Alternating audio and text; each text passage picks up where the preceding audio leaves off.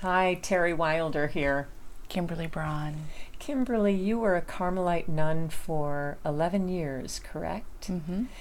So you know a lot about Teresa and a lot about John of the Cross, and I don't know as much as you about him, well, about either of them really, but I would love a brief story about John so I can get to know him a little bit better. Sure. And I'm glad to share it with all of you as well.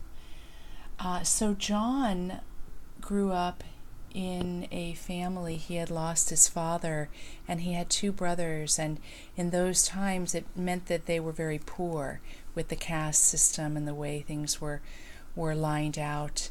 And he had a very deep experience of Mary saving him. He had fallen into a well, and it evoked within him an experience of devotion to Mary that encompassed all his life. And he was brilliant. He began to work at a hospital, and he was noticed by some of the different religious orders, and his education was funded, and he far excelled in his education. So he was on the track to become a priest and joining an order. And as you can imagine, many had their eyes on him. But the deep thrust of contemplation that came from his youth onward led him to want to join a monastery.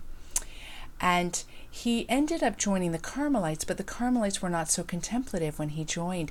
So he was ready to actually leave the Carmelites and join the Cistercians so he could have one-on-one time with God. It was in those discerning moments that he and Teresa met. And they met on the soul level that they hungered for the same thing. All they wanted was a simple opportunity to commune with the beloved. So while his eyes were set on the Cistercians, she convinced him to wait. And Teresa, being as charismatic and convincing as she is and was, he decided to give it a chance.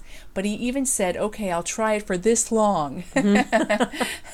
Very quickly after, he was helping her found monasteries that were for men. And his first one was in Duruello. And in this place, he and just two other men occupied a simple small house. And there are accounts of him being caught up in ecstasy, sweeping the floor. Duruello is one of the foundations that we're going to visit on our Spain retreat. And get to experience not only his energy there, but experience a drawing into the simplicity in our own souls. Because at our heart of heart, we all long to have and taste that oneness, no matter what language we may express it in. And doing something as simple as sweeping a floor to find ecstasy in that. Amen. Yes. So may John inspire you as he has inspired me, and join us for a retreat of a lifetime.